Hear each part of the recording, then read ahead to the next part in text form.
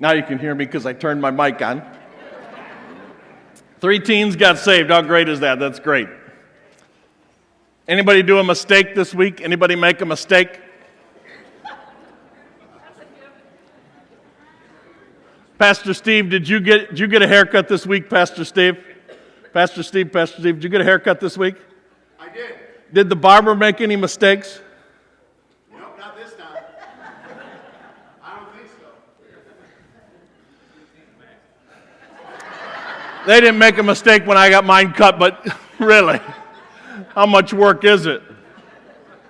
You know, Ben, how many mistakes can they make? Yeah. Somebody had a haircut mistake this week. They're in the room. You say, are you going to tell us who? The person who gave the haircut is also in the room. And they said if I mentioned their name, they're leaving. Now that really scared me. I cannot say, but you can look carefully. And you'll be able to see it. You say, but I don't know who to look at. How many policemen come to this church? Quite a few, but not like 50. Look around. You'll find it. Mistakes have been made. That's kind of interesting because I was going to talk about mistakes this morning. I heard about a young guy, a young man, young adult. He made a bad mistake. And he got on the wrong side of things and he was stealing purses. And he was using a little motorcycle to do it. He was just zipping along the side of the road in a city and snatching purses from ladies' arms. Apparently, he can't tell his mother from behind. But she could tell him from behind.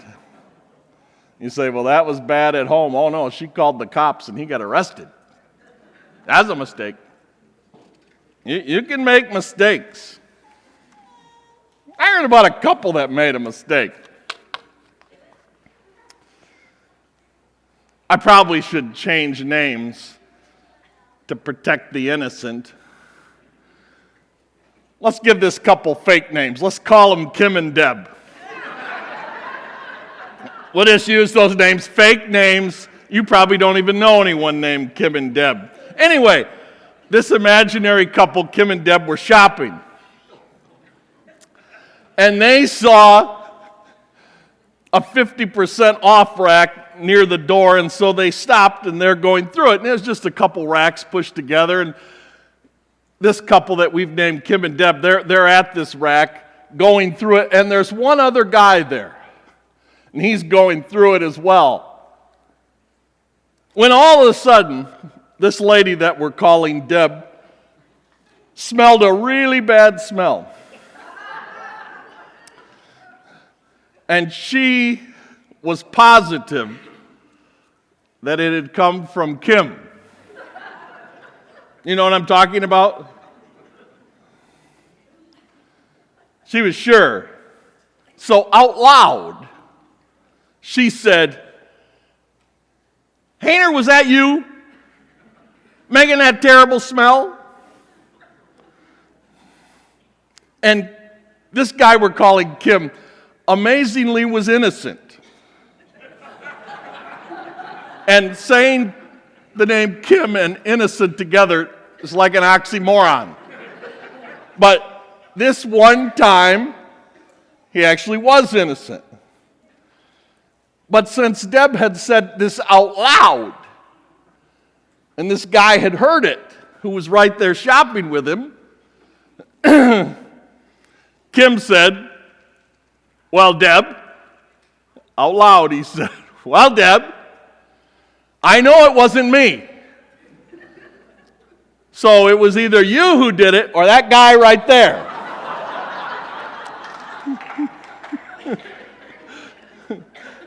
And the guy just kept sorting and went.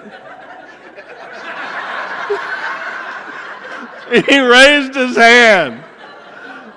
Like when you foul in a basketball game. Oh, that's a mistake.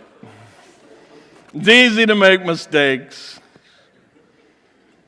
I think it's a mistake if we think that God always sounds the same. I titled this series, "What Does God Sound Like?" because when God speaks, He doesn't always sound the same.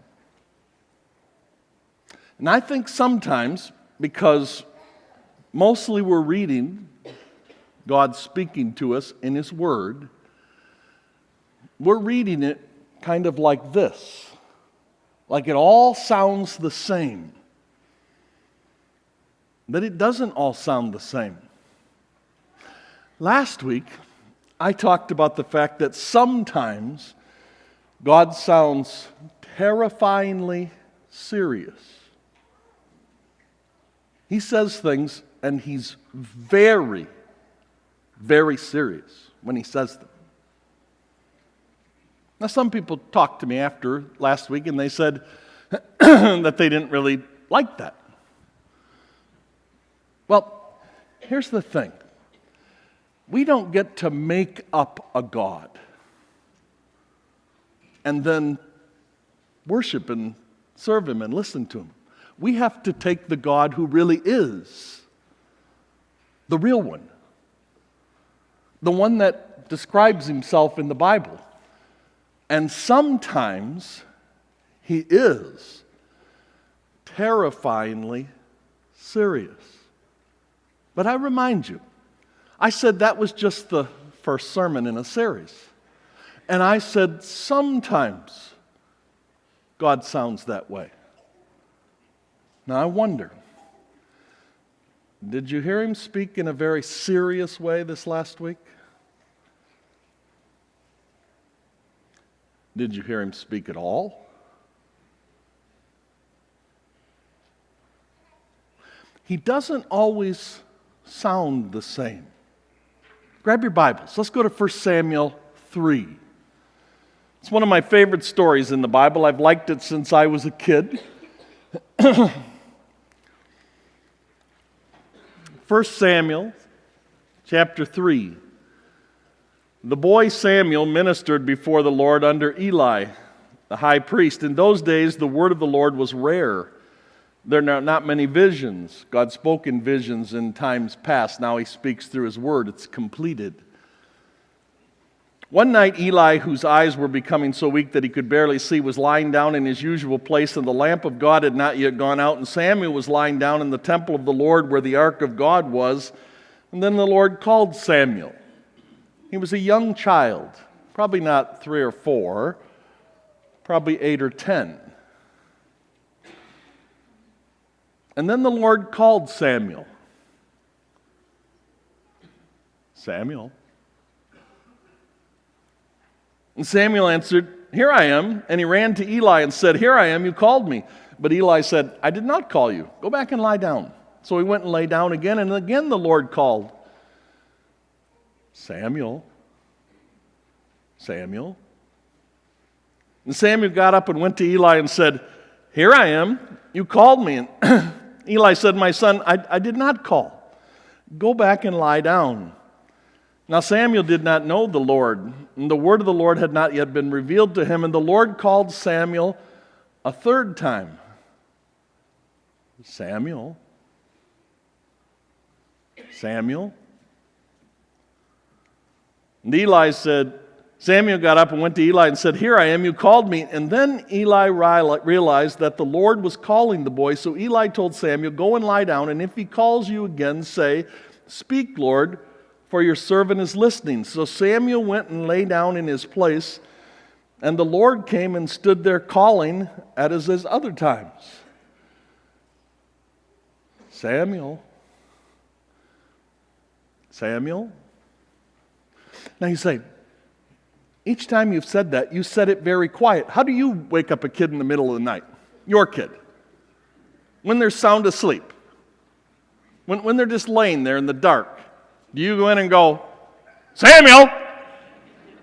Samuel!" Is that what you do? No, that's what you do when they're outside playing and you've called them before. "Samuel, David, you get in here." That's what you do. But at night, is that how you call? I don't think so. I think God talked to Samuel something like I read it. The Lord came and stood there calling as at other times. "Samuel, Samuel." And Samuel said, "Speak, for your servant is listening." Then God talks to him. I want you to go down farther in the chapter to verse 19. "The Lord was with Samuel as he grew up, and let none of his words fall to the ground. And all Israel from Dan to Beersheba recognized that Samuel was attested as the prophet of the Lord. And the Lord continued to appear at Shiloh, and there he revealed himself to Samuel through his word. And Samuel's word came to all Israel." Here we go in your notes. Sometimes God speaks in a gentle whisper.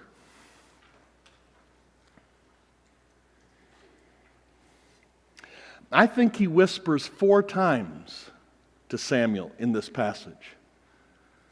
And I put this right in your notes. I'd like to suggest, number 1 there, that most of the time God whispers.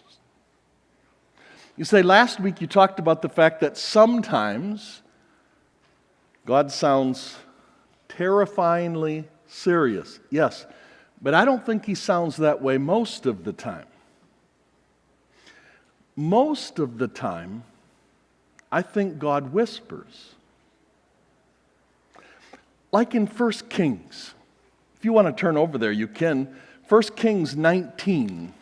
It's kind of a famous story. In chapter 18, Elijah's been up on top of Mount Carmel, and he's had that great confrontation with the prophets of Baal. And remember, the fire fell and burned up the offering, and burned up the wood, and burned up the stones. It's been a big night. And then chapter 19, Elijah hears that Jezebel's not going to change a whit. And Elijah takes off. He journeys into the center of the wilderness. And God comes and talks to him. Verse 11. 1 Kings 19:11, "The Lord said to Elijah, 'Go out and stand in the mountain of the presence of the Lord, for the Lord is about to pass by.'" And then the text says this, "Then a great and powerful wind tore the mountains apart and shattered the rocks before the Lord. But the Lord was not in the wind. And after the wind there was an earthquake. But the Lord was not in the earthquake. And after the earthquake came a fire. But the Lord was not in the fire. And after the fire came a gentle whisper." And when Elijah heard it, he knew it was God.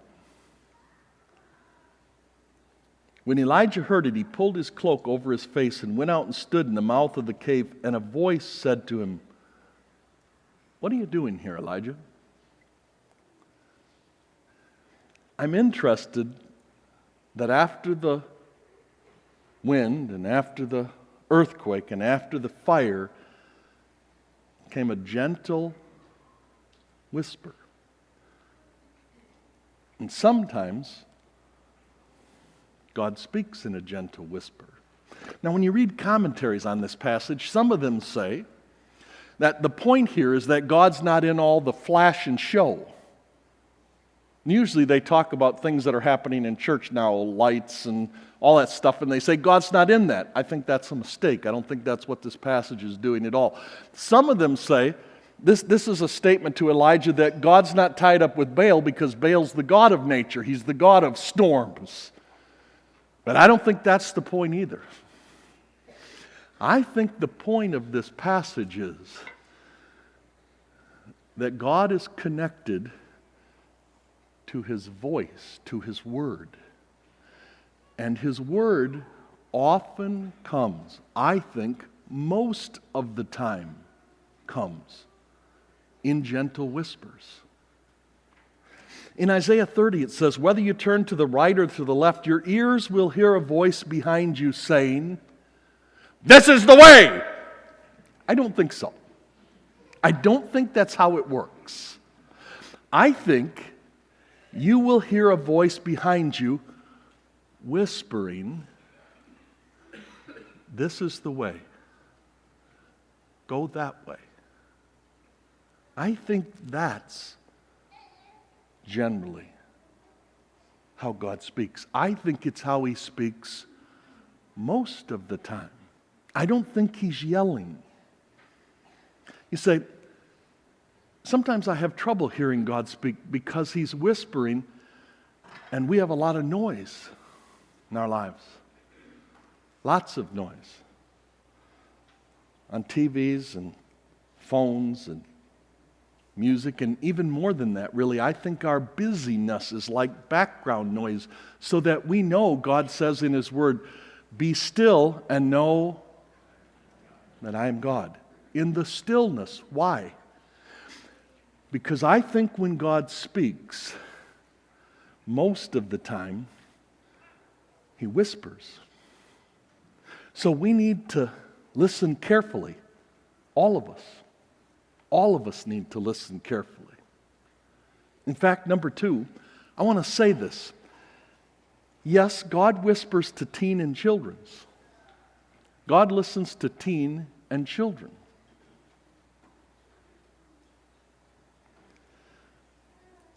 My grandson's 4 years old. And I think God whispers to him. I'm pretty sure of it, actually. He's in the room today. I'd like him to hear this from me.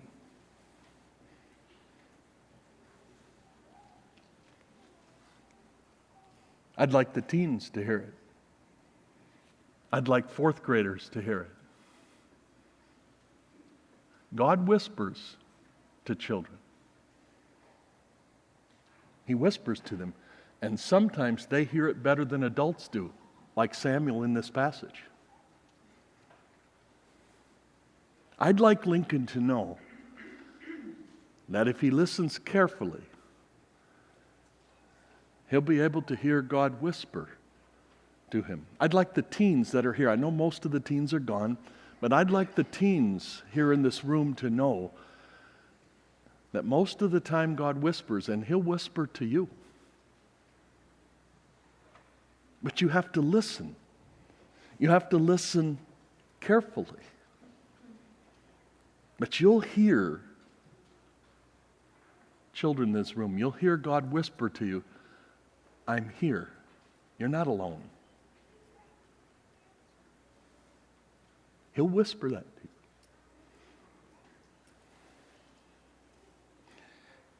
He'll whisper to you,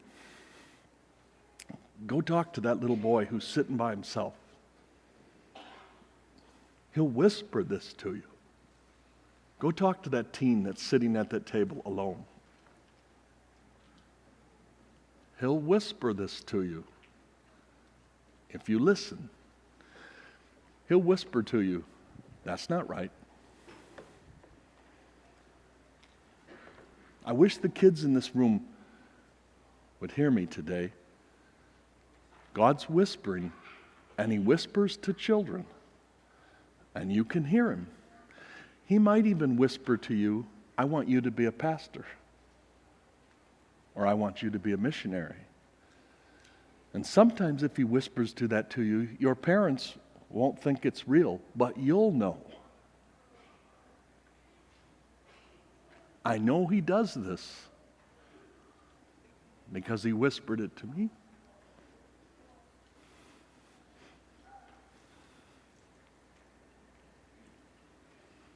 No one heard him but me. I was 4 or 5 years old.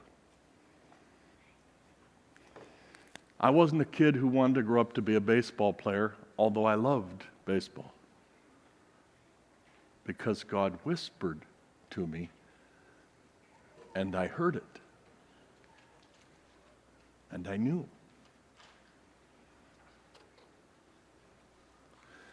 Most of the time, God whispers to us. Why? Well, number two, I want to point out that God wants to talk to us. He wants to talk to us. In fact, I put it right there. Do you notice his gentleness and persistence? 4 times. He doesn't stop. Samuel doesn't get it, but God doesn't stop. Why? Because he wants to talk to Samuel just like he wants to talk to us. Turn to the person next to you and say, God wants to talk to us. Say, I don't have anybody next to me. Okay, then just say it out loud. God wants to talk to me. That was very weak. God wants to talk to me. Yes, he does. For real. He wants to do it. He wants to talk to us. Why? Well, number 2 there, because God wants us to know him and his will. He wants us to know him and his will, what he wants us to do. He's not hiding. He's just speaking quietly through his word and through the Holy Spirit's reminders of his word. In Jeremiah 29, he said, you will seek me and find me. You'll find me. Why? Because he wants to be found. He wants to be found. When you listen carefully as you sit in church or as you read your Bible, as you listen to that podcast, as you attend that ladies' Bible study or that men's conference, God will speak. But usually he's whispering. He wants us to know him, and he wants us to know how he wants us to live in his world. He said, this is what the Lord says, stand at the crossroads and look, ask for the ancient paths. Ask for what God wants you to do. And here's what it said, ask where the good way is and walk in it. The assumption is, if we ask, he'll tell us.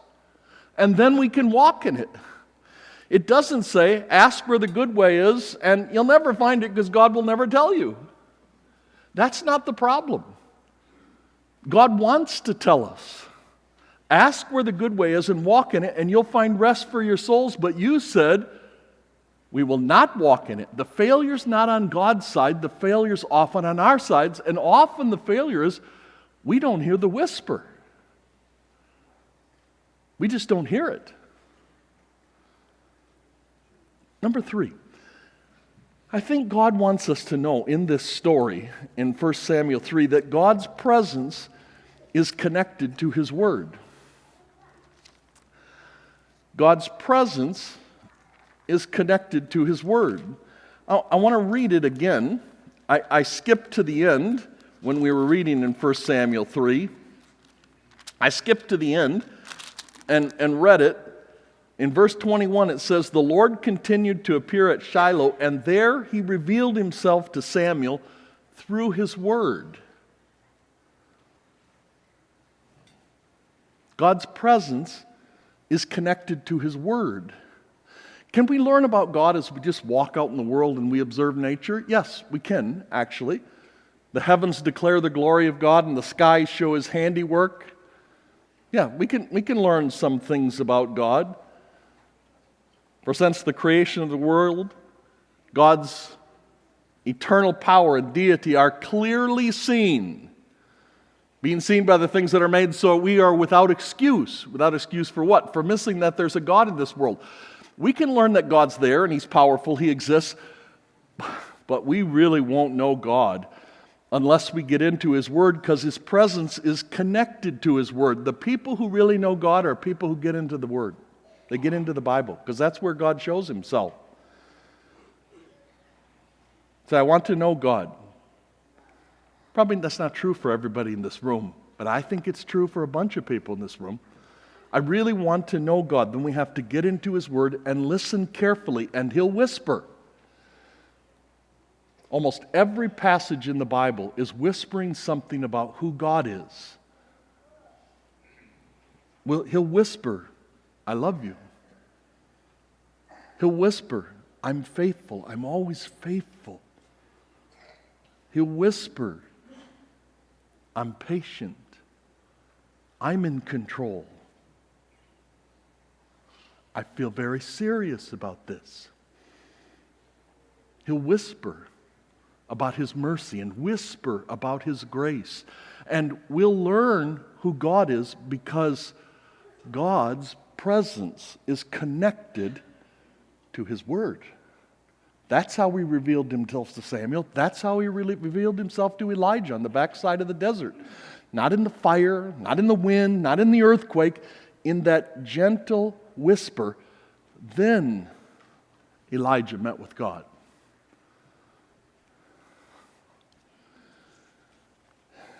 Number 4. I want to end by talking about God's whispers, because I think it's quite possible in this room, there are some, and you'd say, Pastor McNeil, I don't hear the whispers of God. Number 4, God's whispers are usually clear and simple. They're usually clear and simple. And they're usually Christian lifestyle and ministry related. They're about serving God. They're about how to live Christian lifestyle and serving God. That is, I'm trying to say to you, you probably won't hear God say, buy that car. You say, why not? Because He doesn't do that. Or He does it very seldom.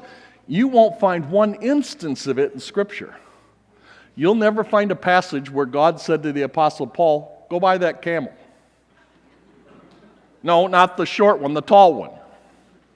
No, not the one with the big hump. That's hard to ride on. Get one with a smaller. You don't find God doing stuff like that. You say, why not? I think because it's not too important to Him. Which camel we buy, or which car, whether it's a Ford or Toyota, I don't think it matters much to God. I think it's a big deal. If it was, He'd put it in here. But He doesn't. God's commands, God's whispers, are usually clear and simple. Sometimes somebody will say, I want to really get deep into God's Word. God's not trying to be complex. You read the Bible, God's trying to be clear and simple. And it's usually about Christian lifestyle and serving Him. You say, like what? Well, I have some examples. Here we go. Let's knock them off. You say, what do you think we might hear? You might hear God say something like this. Number 1, treat others like... That's just the golden rule. And you might hear this. You're doing something and God will say, is that how you'd want somebody else to do it? Is that the tip you'd like somebody to leave your daughter? That chintzy tip? God will say that kind of thing. God will say this, would you like somebody to leave their cart in the middle of the spot so that you can't get your car in there? You say, you think God whispers that? I know He whispers that.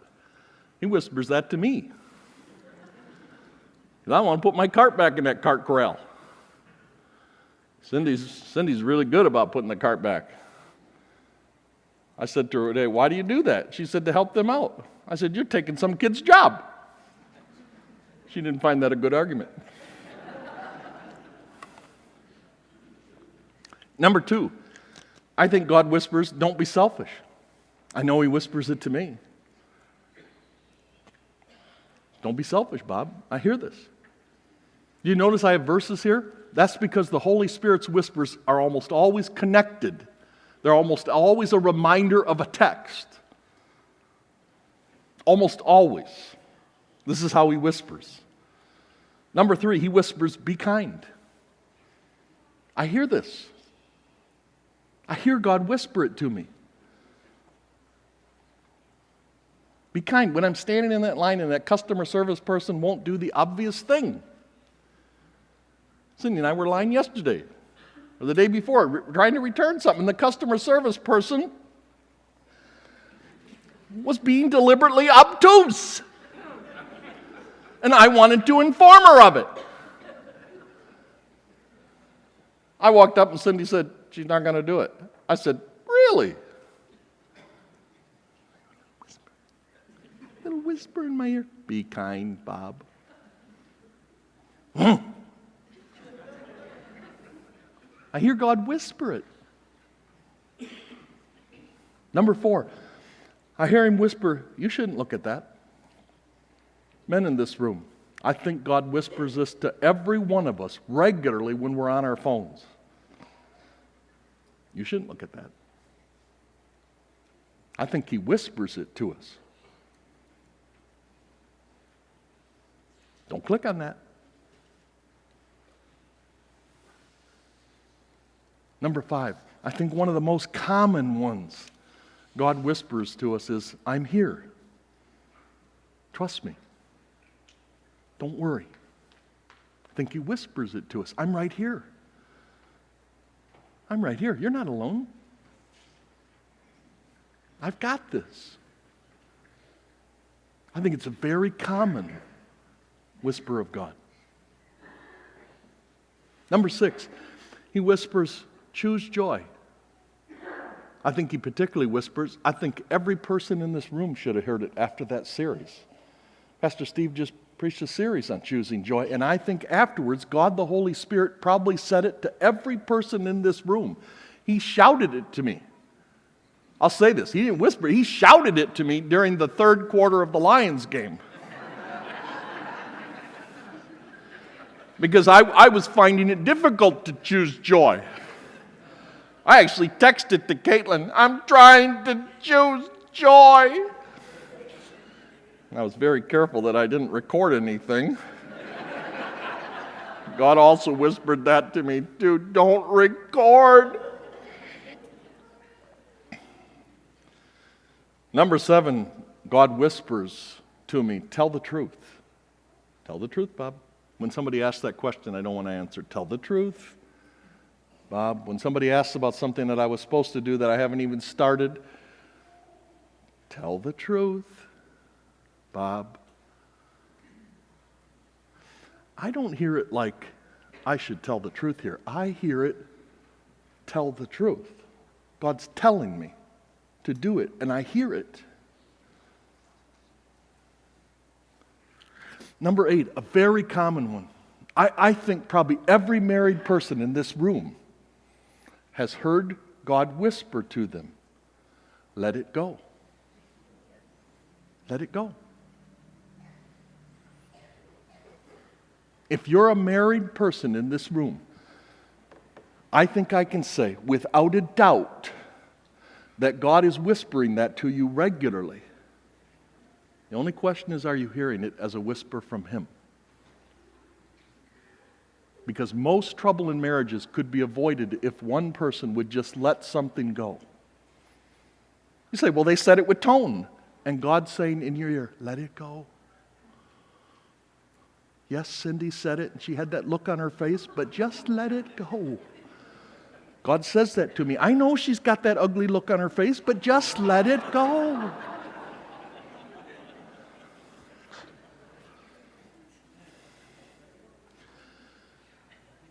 When someone's unkind, when someone says something that's not true, when somebody's taking it to you, God will say, let it go, Steve. Let it go, Tom. Let it go. He won't yell it. Not usually. He'll just whisper. Number 9, God whispers, pray about it. I think he often whispers this when he pops somebody else's name in your mind. Angie's name pops into your mind and you think, what am I thinking about Angie for? And God says, pray about it.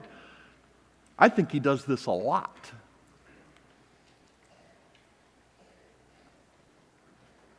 I want to challenge you today. When you read your Bible, it's not for knowledge. It's not about knowledge. It's not about getting deeper. When you read the Bible, listen for the voice of God. Listen for the whispers of God. When you read a story in the Old Testament, listen for the whisper of God when he says, don't be like that person. Don't do that.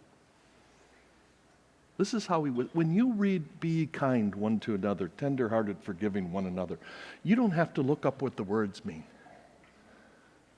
God will just whisper to you, be kind today when you speak to other people. This is how the Christian life, it's about responding to whispers. So I want to ask, are you hearing the whispers of God? Because most of the time, he doesn't yell.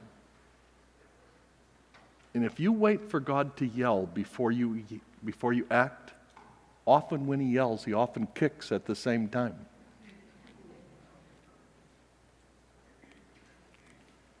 You know, kind of like when you've told your kid 3 times to do it and they didn't hear you, and then you went like that. We don't want that from God. Most of the time, God just whispers. Okay, now I want to talk about romance novels. You say, this is how you want to end your sermon? Yes. How many of you read Christian novels? Be truthful. Raise your hand. How many of you read Christian novels? Some of the rest of you need to start reading them. You say, for real? Oh, yeah. You say, you read them? Tons. I read tons of them. I mean, I know the names. Terry Blackstock, Lori Wick, Colleen Cable. I know them. I know the names. I know the books. Some of you should read them. You think the only good things are there, when Piper or MacArthur write. No. There's good stuff in these books. And I want to tell you one of the best things. One of the best things in these Christian romance novels or suspense novels or mystery novels, one of the best things, they're really good at what I'm talking about this morning. They write it right in. They write their people who are in the story hearing the whispers of God. They often put it in italics. You watch when you read. You watch and you'll see these. It's a common thing. It's a common thing that these people in the stories that Christian authors write about, they hear the whispers of God. They'll be in some difficult situation, and in italics it will say, and then I heard, I'm right here. You're not alone. Don't be afraid. And that is exactly how it works. Right there. This is the Christian life. If you go all day, day after day after day, and you don't hear the whispers of God, it isn't because the Holy Spirit isn't whispering. It's because we're living too loud. So everybody, you have to tune your hearing to hear the whispers of God. He's speaking, but most of the time, he's not yelling. He's just whispering.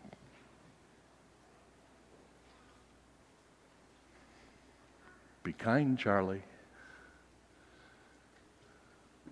Be kind. Let it go, Chad. He's whispering to Chad. Let it go, Chad. He's whispering. And we have to listen really quietly. We have to listen very carefully. The sound person's just going crazy back there because they think they can't hear you, Pastor McNeil. I have to turn the sound up. The thing is, nobody's turning the sound up for God. He's whispering, and we have to listen